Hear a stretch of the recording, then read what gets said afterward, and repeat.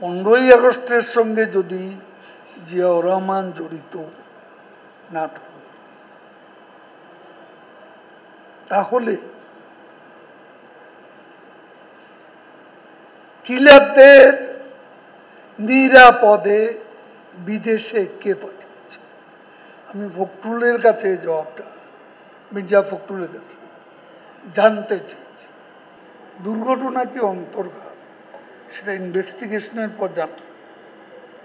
তারপরও helicopter crash, ইরানের president Ebrahim Raisi মৃত্যুতে, মর্মান্তিক মৃত্যুতে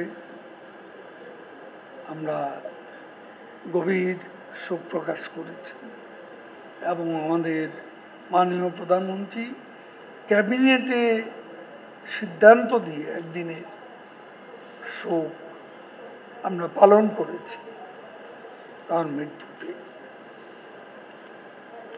আমি সাংবাদিকদের প্রশ্নের জবাবে আমি একটা কথা বলতে চাই,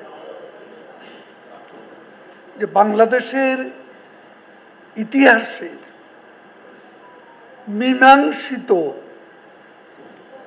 বিষয়গুলো নিয়ে যারা এখনো বিতর্ক করে,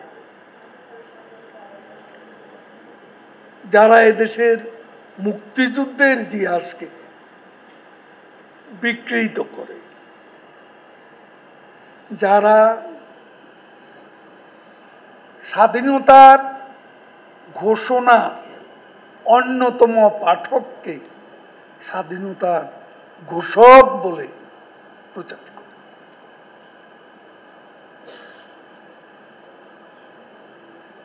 আমি একটা প্রশ্ন করেছিলাম,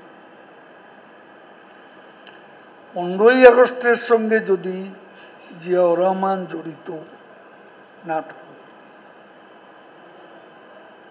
তাহলে কিলারদের নিরাপদে বিদেশে কে পাঠিয়েছে? আমি ফখরুলের কাছে জবাবটা, মির্জা ফখরুলের কাছে জানতে চেয়েছি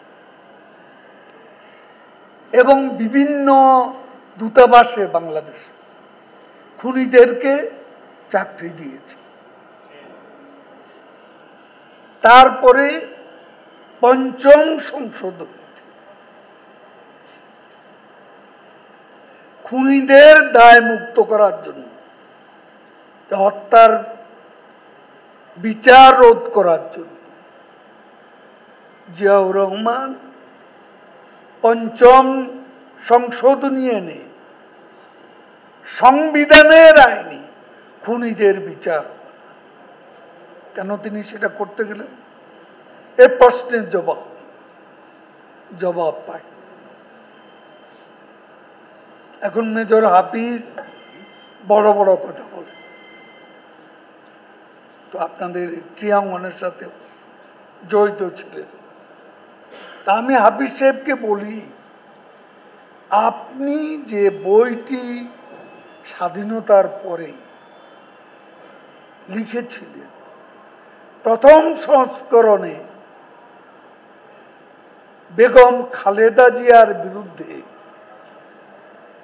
যে তথ্যটি আপনি আপনার বইতে দিয়েছিলেন, বিএনপিতে যোগ দেওয়ার পর সেই তথ্যটি কেন পাল্টে দিলেন? এর জবাব, জিয়াউর রহমান বাকশালে যোগ দিয়েছে স্বাভাবিকভাবে, সেনাপ্রধান বাকশালে যোগ দেওয়ার সঠিক ব্যক্তি, কিন্তু উপপ্রধান, তখন যে সামরিক বাহিনীর উপপ্রধান কিন্তু বাকশালে যোগ দেওয়ার উপযুক্ত ছিলেন। তিনি দরখাস্ত করে বঙ্গবন্ধুর কাছে কাকুতি মিনতি করে বাকশালের কেন্দ্রীয় কমিটির সদস্য হয়েছে। এই সত্যটাকেও তারা চাপা দিতে চায়। প্রমাণ আছে। বাকশালের 71 নম্বর মেম্বার জিয়াউর রহমান।